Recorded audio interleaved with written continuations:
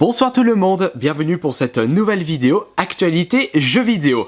Et pour cette vidéo, on va parler des deux nouveaux Sonic annoncés lors de la Comic Con à San Diego, qui se nomment Sonic Mania ainsi que Sonic Project 2017.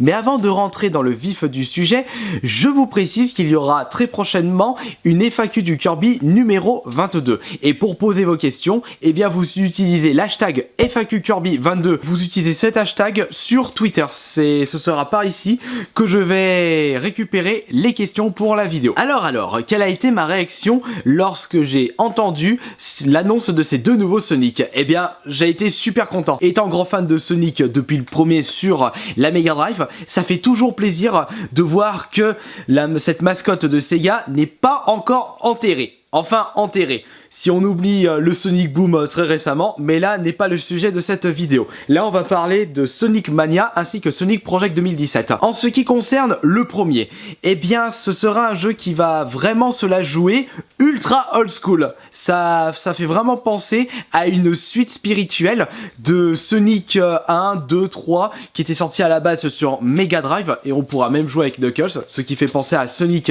et Knuckles. On peut remarquer lors du trailer que ce jeu se la joue vraiment old school, même au niveau des graphismes. J'espère que la musique suivra également parce que les musiques rétro des Sonic sur Mega Drive avaient quand même leur charme par rapport au Sonic un peu plus récent. Et c'est cela qui fera certainement un gros atout pour les différents joueurs qui recherchaient absolument le retour aux sources pour cette série. Parce qu'on peut remettre sur la table ce fameux débat qui fait tellement tâche pour Sonic. Depuis le passage 3D, c'est devenu de la merde, c'était mieux à la 2D. Non, la 3D, ça a fait changer, ça a redonné un petit peu d'espoir et de changement pour Sonic. Encore une fois, la vidéo ne traite pas de ce débat éternel. Ce que je peux vous dire, c'est que ce Sonic Mania, eh bien, je pense que l'on peut s'attendre à un très bon hit. Si au moins il ne fait pas faux bon comme l'a fait correctement, selon moi, Sonic the Hedgehog 4, qui était sorti en 2010 et qui voulait se la jouer old school, mais au final, on s'est retrouvé avec un Sonic en 2D foiré. Selon moi, Sonic était lourd, le jeu était lent, il n'y avait pas du tout ce côté charme rétro des Sonic sur Mega Drive, mais comme on le dit souvent, on a le droit à une erreur, et j'espère que ce Sonic Mania ne va pas reprendre la même erreur que le Sonic the Hedgehog 4, comme on peut le remarquer avec le trailer disponible sur internet. Eh bien, on peut voir que au niveau des graphismes, ça a son super charme. On a vraiment l'impression de voir une suite spirituelle des Sonic sur Mega Drive. Et là, ça fait plaisir. J'espère qu'au niveau du gameplay, on va pas se retrouver avec 36 000 possibilités de gameplay qui, du coup, ça cassait un petit peu le dynamisme du jeu. Faut arrêter de mettre 36 000 mouvements, 36 000 objets, nouveaux objets, et du coup ça casse un peu ce dynamisme des Sonic. Il faut rester simple dans la vie. Qu'est-ce que je pourrais vous donner comme exemple? Super Meat Boy par exemple, qui est en fait un jeu indé très plateforme et qui est extrêmement compliqué, et vous n'avez pas 36 000 mouvements à faire dans ce jeu. Vous courez, vous sautez, vous pouvez rebondir sur le mur, et puis c'est tout.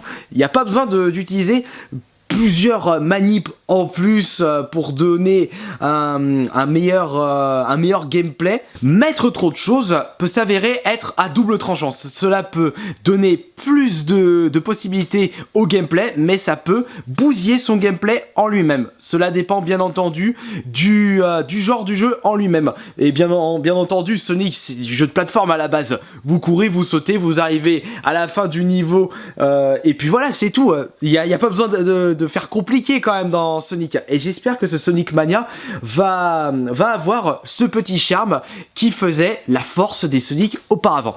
Maintenant on va parler du deuxième Sonic qui m'a l'air d'être un petit peu plus intéressant, mais par contre niveau budget ce n'est pas du tout la même chose par rapport à Sonic Mania. Pour le peu d'images disponibles sur internet, on peut voir notre cher Sonic récent combattre aux côtés de Sonic rétro. Ça vous rappelle quelque chose? En effet, c'était le même principe lors de Sonic Génération qui était sorti pour le 20e anniversaire de Sonic. Cela peut être vraiment un super beau plan en termes de gameplay, parce que si vous vous rappelez bien le Sonic Génération, eh bien vous pouvez jouer aux vieux jeux Sonic, enfin plutôt à des vieux niveaux de Sonic, que ce soit en rétro avec le Sonic rétro et en mode récent 3D avec le Sonic plus récent. Une toute nouvelle aventure, mais sous ces deux facettes, du côté rétro, un côté rétro et un côté récent. Et on peut même pousser le vice un peu plus loin avec des séquences mais en ultra rétro comme pour ce Sonic Mania.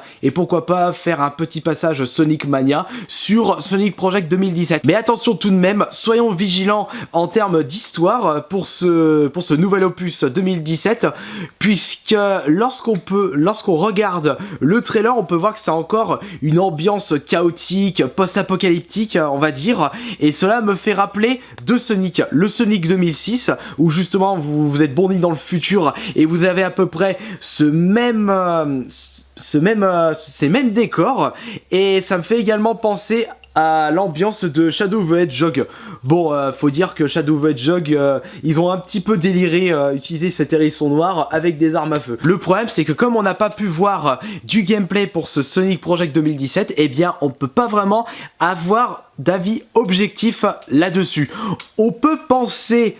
On peut, je veux dire, prévoir et soupçonner quelques systèmes de gameplay comme ils l'ont fait auparavant avec Sonic Génération, mais on ne peut pas vraiment en dire plus. J'espère sincèrement que ces gars ne vont vraiment pas se foirer pour cet énième retour aux sources, parce qu'on peut dire que ce pauvre hérisson bleu, il a pas été gâté en termes de qualité de jeu contrairement à Mario, puisqu'il s'est tapé quand même de la bonne merde en termes de Sonic, avec Sonic Fighter, Sonic Boom, pour ne citer que, ou Sonic Air. Encore celui-ci, je l'ai testé vite fait, mais c'était déjà bien dégueulasse. Il y a eu quand même des tentatives de rattrapage de la part de Sega avec par exemple Sonic Génération. En tout cas, vous pourrez me dire dans les commentaires de cette vidéo, qu'est-ce que vous attendez de ces deux Sonic? Est-ce que vous pensez que cela va être très bien pour l'avenir de cet hérisson? D'ailleurs, il a été annoncé en Lego Dimension, mais ça, moi, je m'en branle complet. Ou est-ce que vous pensez qu'il va encore se ratamer la gueule? On ne peut pas vraiment cracher sur Sega, parce qu'ils essayent tant bien que mal de proposer des nouveaux jeux pour leur hérisson qui, depuis le temps, n'a pas eu vraiment de chance. Il faut rester confiant et optimiste dans l'avenir. Et c'est comme ça que l'on ne sera pas trop déçu lors de la sortie des futurs jeux. Il y a des exceptions, bien entendu, mais j'espère que ce ne sera pas le cas pour ces deux Sonic.